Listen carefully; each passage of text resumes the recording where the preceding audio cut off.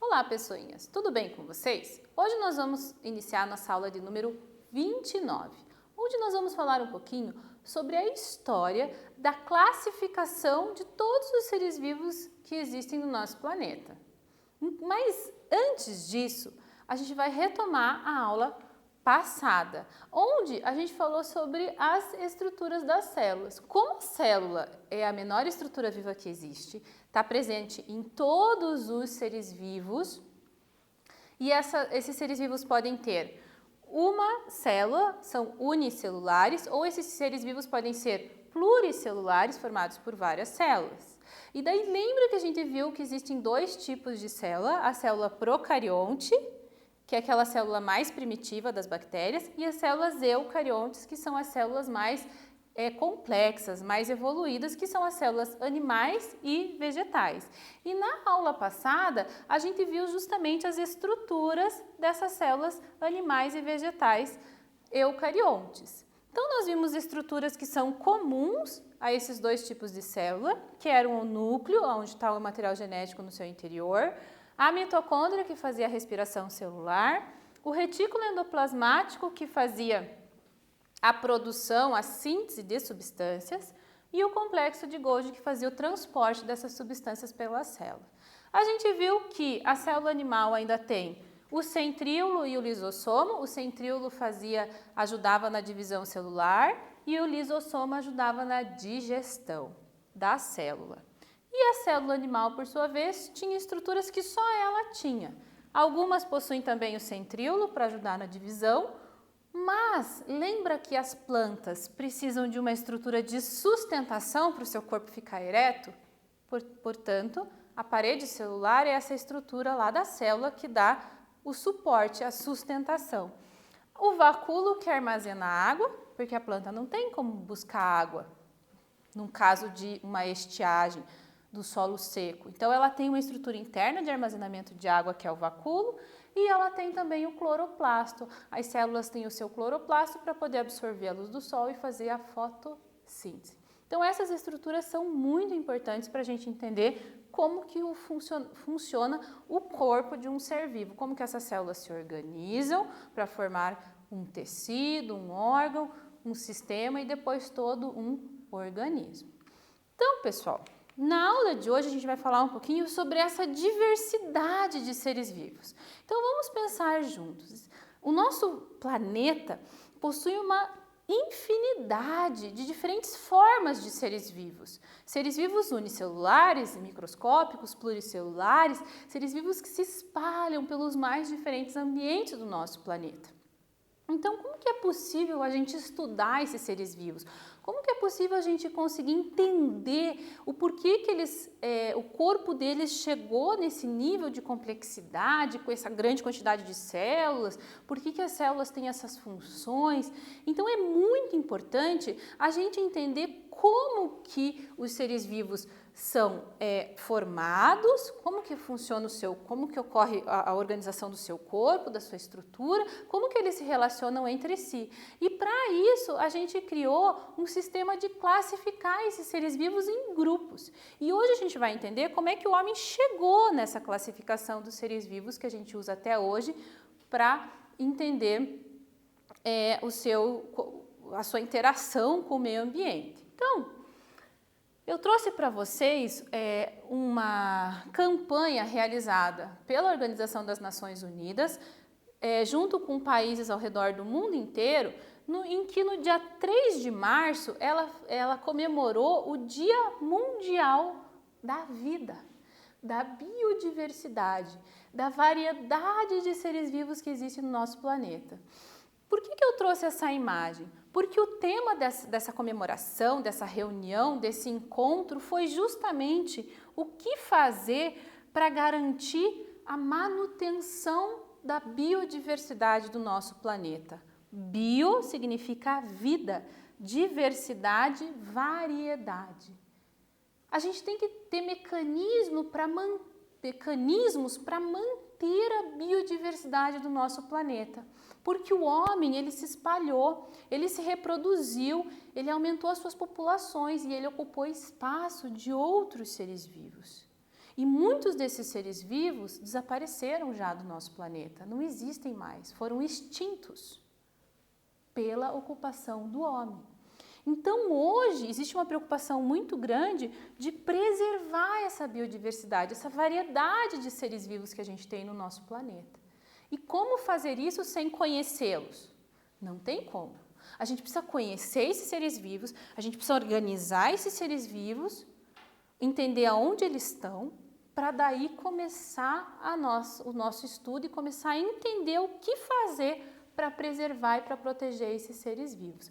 Então, eu trouxe para vocês também um mapa muito lindo que mostram os hotspots da biodiversidade no mundo. O que são hotspots? É uma palavra de língua inglesa, onde hot significa quente, spots, pontos, são os pontos quentes, ou seja, as áreas do planeta de maior importância de biodiversidade e que são as mais ameaçadas pela ocupação e pelas atividades humanas.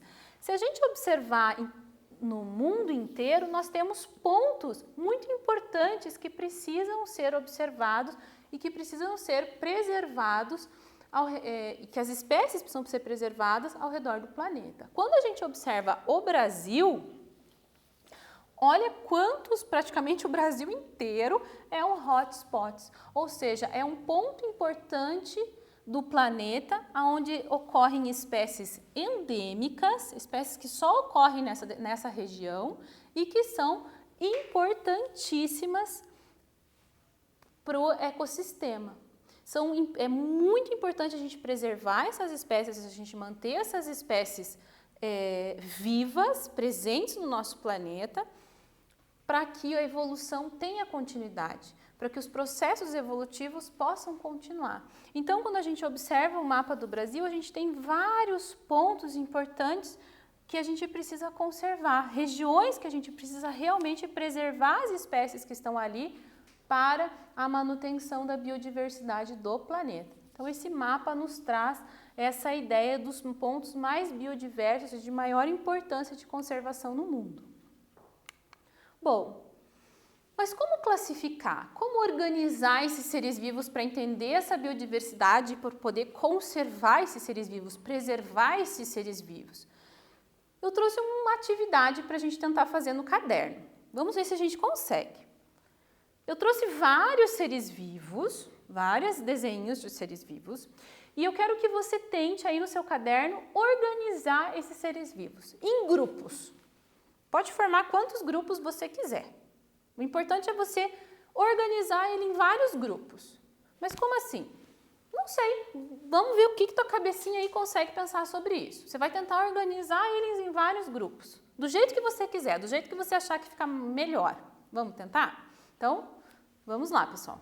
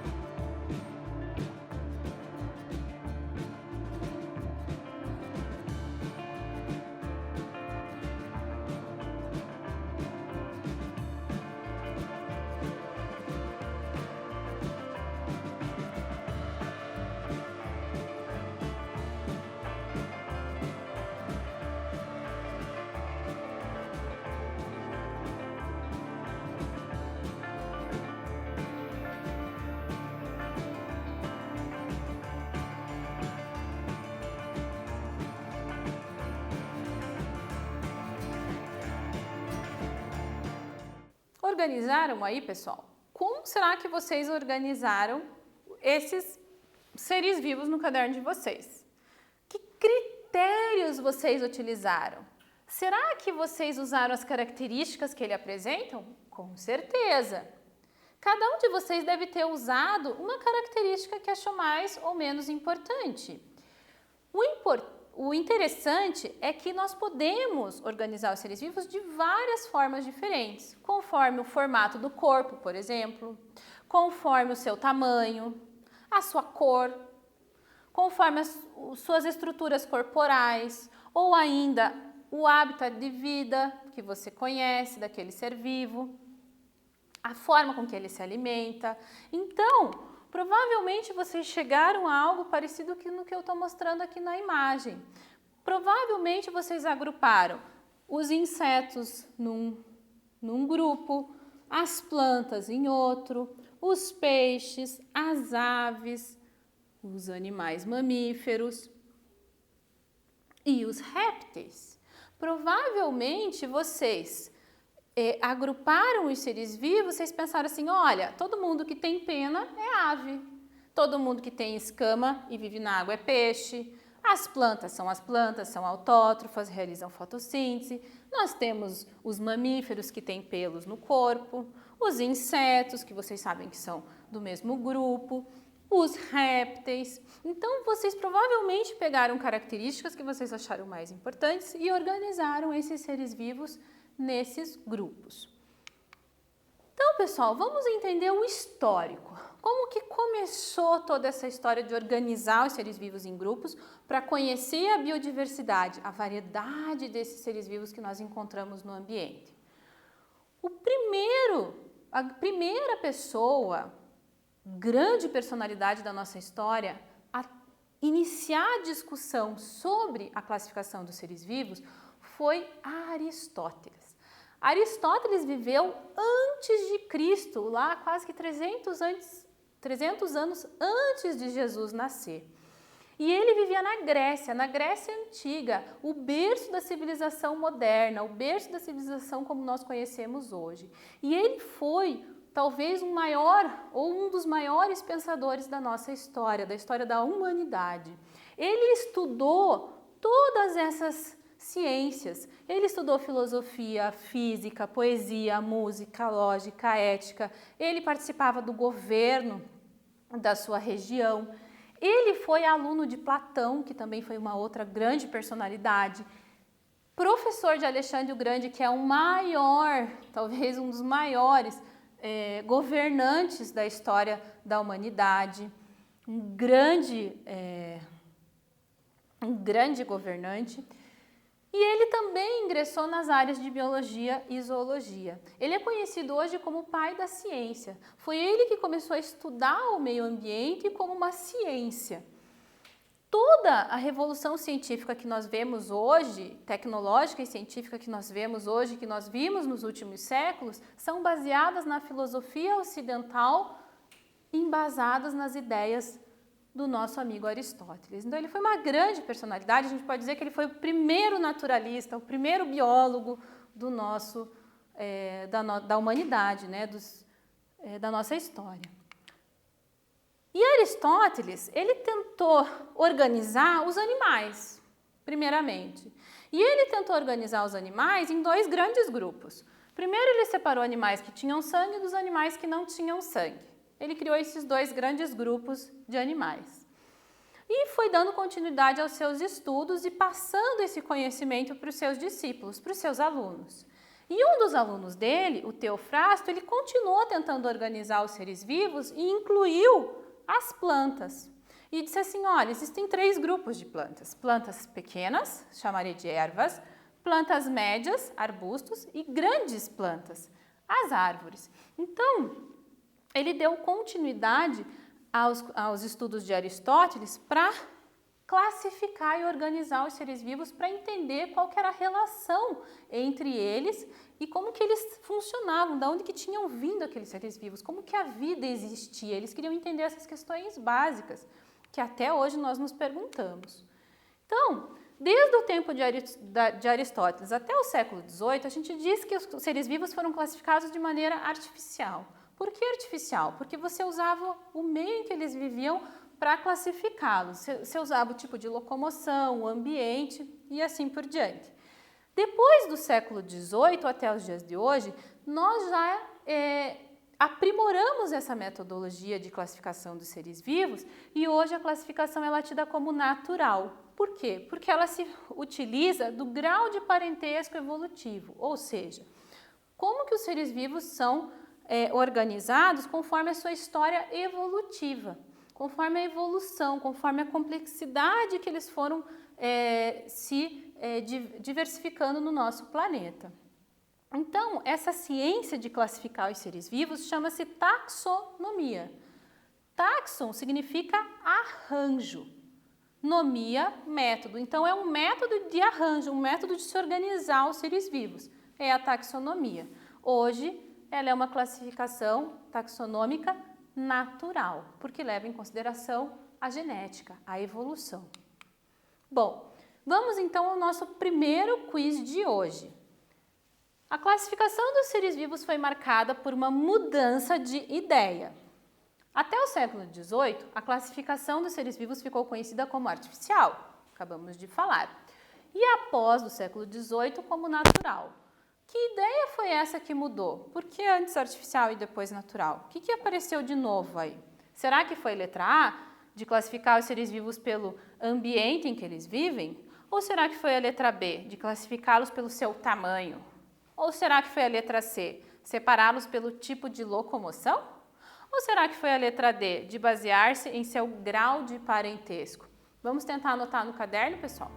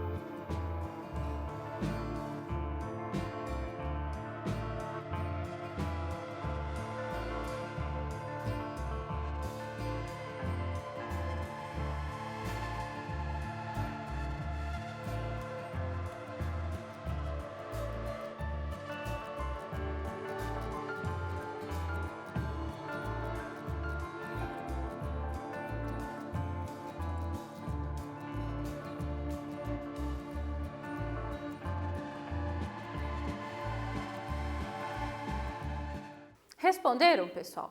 A letra correta é a letra D.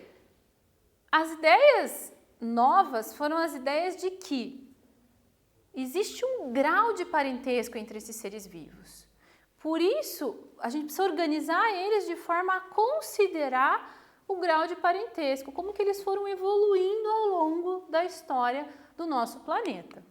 Então, vamos entender um pouquinho quem foram os pensadores e os cientistas, os biólogos, que deram continuidade, que permitiram que a gente chegasse nessa ideia de evolução. Bom, o primeiro deles foi o Aristóteles, que nós vimos. Depois passou-se muito tempo e veio um cientista, um naturalista chamado Carlos Linneu.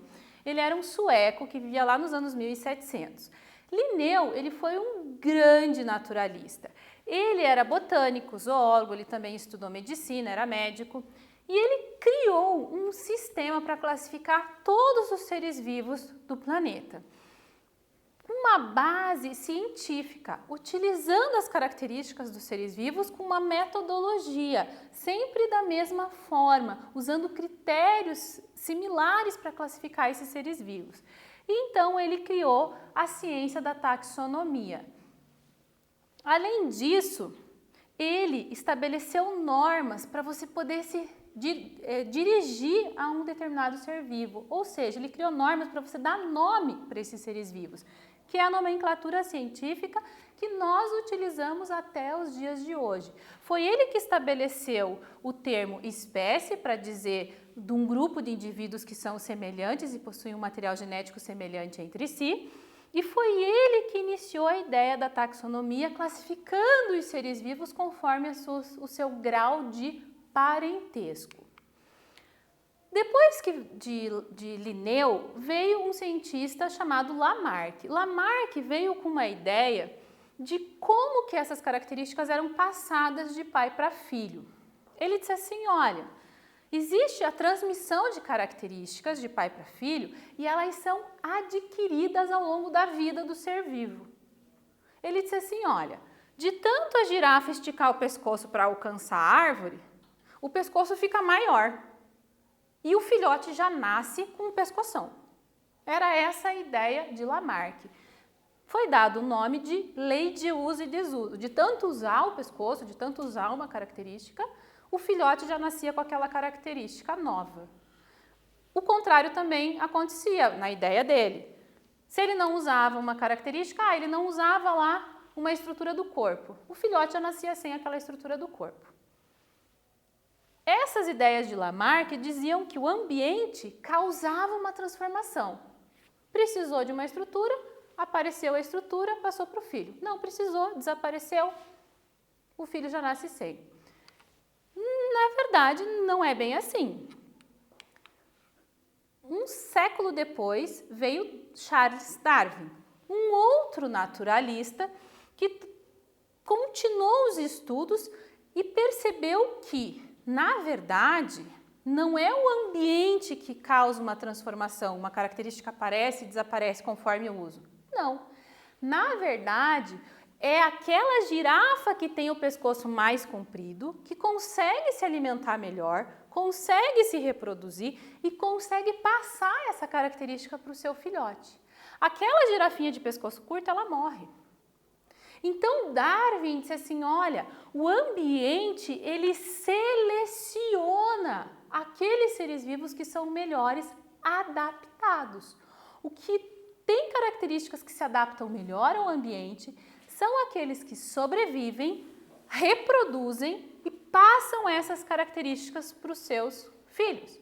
Então, Darwin trouxe a ideia da evolução das espécies, da seleção natural, o ambiente selecionando os melhores adaptados e a transferência dessa característica por meio de evolução para os seus descendentes.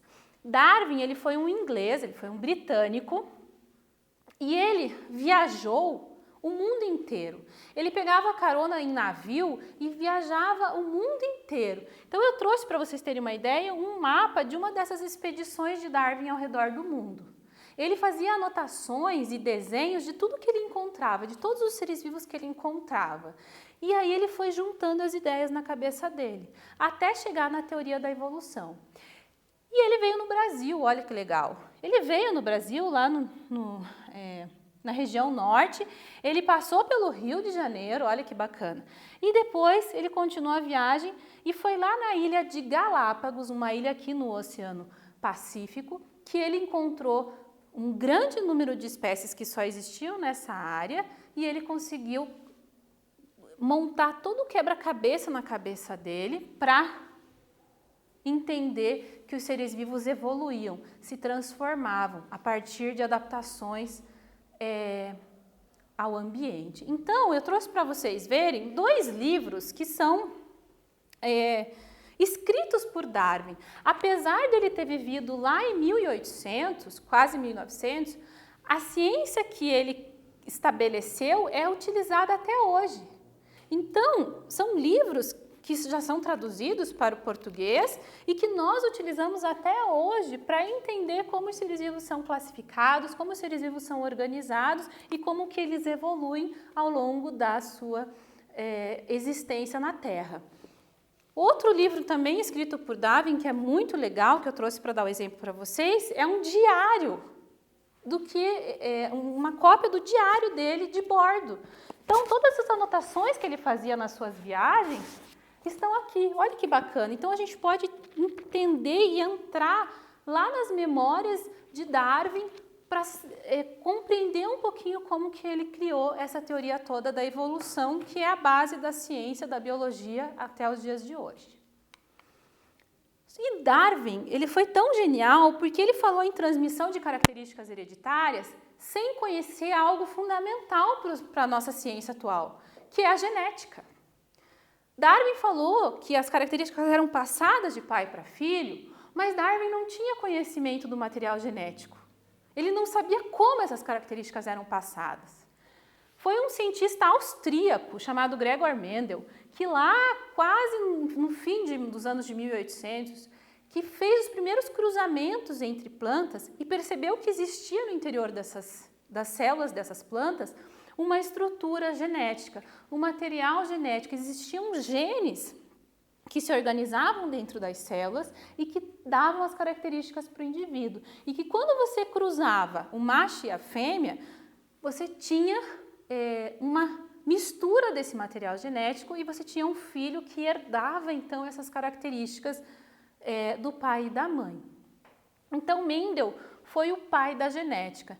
E o mais interessante é que os estudos dele ficaram engavetados. Por mais de 20 anos, os estudos dele não foram dados, os cientistas não deram bola para o estudo dele. Somente lá em meados de 1910, 1920, é que as ideias propostas por Mendel começaram a ser levadas em conta. Então ele morreu, coitado, sem ter o mérito de ter sido o primeiro cientista que falou sobre a genética dos seres vivos. Então, ele provou como as características são transmitidas, aquelas características que Darwin, quase que um século antes, já tinha comentado. Bom, vamos então, pessoal, a mais um quiz da aula de hoje. Agora que a gente entendeu como que ocorreu a construção desse pensamento científico, vamos responder lá. Qual o nome do naturalista que melhor explicou a teoria da evolução das espécies na Terra? Será que foi letra A, Carlos Linneu? Será que foi o Jean-Baptiste Lamarck? Será que foi Charles Darwin, letra C? Ou foi Gregor Mendel, letra D? Vamos tentar responder, pessoal.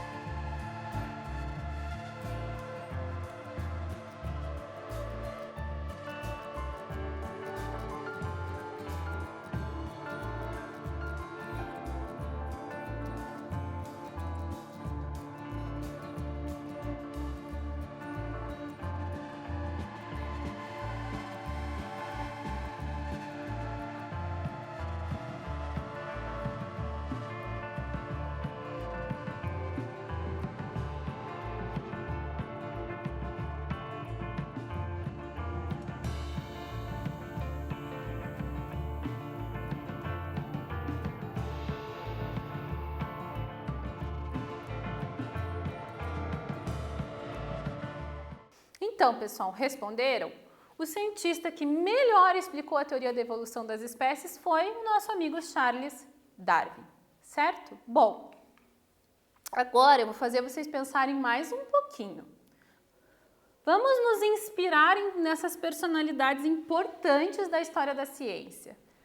Qual será a ideia que hoje, atualmente, nós temos sobre a classificação e a origem da biodiversidade do nosso planeta?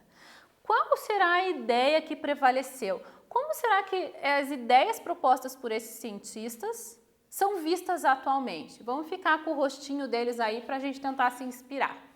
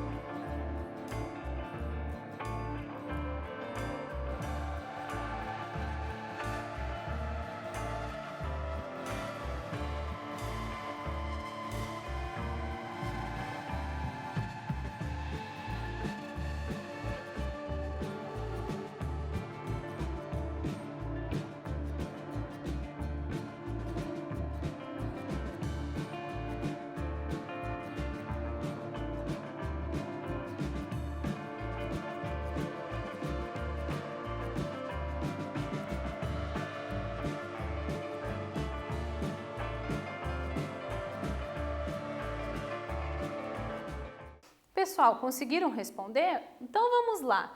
Qual a ideia que nós temos hoje sobre a classificação e a origem da biodiversidade? Essa ideia é o neodarwinismo, ou a teoria moderna da evolução das espécies no planeta Terra.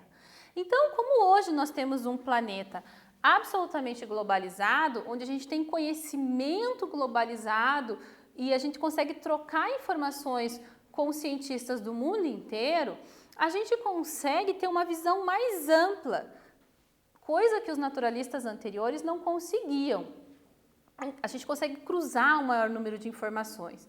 Mas olha que interessante, toda a teoria neodarwinista é baseada nos nossos cientistas principais. Então, todas aquelas ideias de Aristóteles, ainda antes de Cristo, de que era preciso classificar os seres vivos, foi muito importante. A ideia de classificar eles conforme as suas características e grau de parentesco e dar nome para eles, que foi o que Linneu propôs, é usado até hoje. A transmissão das características ocorre de pai para filho, assim como Lamarck propôs. Só que essa transmissão de característica, ela ocorre por meio da seleção natural, ou seja, ela é passada de pai para filho porque os melhores adaptados são os seres que sobrevivem e conseguem ter filhos. E essas características estão lá na genética proposta por Gregor Mendel. Então, hoje nós temos uma construção do pensamento científico que se baseia em toda a história da ciência. E levamos em conta também o isolamento geográfico e reprodutivo dos seres vivos, porque hoje nós sabemos que existem grupos de seres vivos que vivem isolados reprodutivamente e fisicamente. E isso permitiu que o planeta tivesse essa diversidade de seres vivos que tem hoje. Então, todas essas características e essas ideias levaram à construção do pensamento científico que explica hoje qual é a melhor teoria sobre a evolução das espécies e sobre a biodiversidade do nosso planeta, que é a teoria neodarwinista. Muito bem, pessoal. Então, vamos ao nosso slide final com um resumo da aula de hoje, onde a gente tem lá a biodiversidade e a teoria que melhor explica essa biodiversidade, o neodarwinismo. E todos os pensadores que conseguiram construir essa principal ideia da diversidade de seres vivos no nosso planeta. Com isso, pessoal, não deixem de fazer as suas atividades lá no Classroom, não deixe de assistir novamente essa aula se for necessário e nos vemos na aula que vem.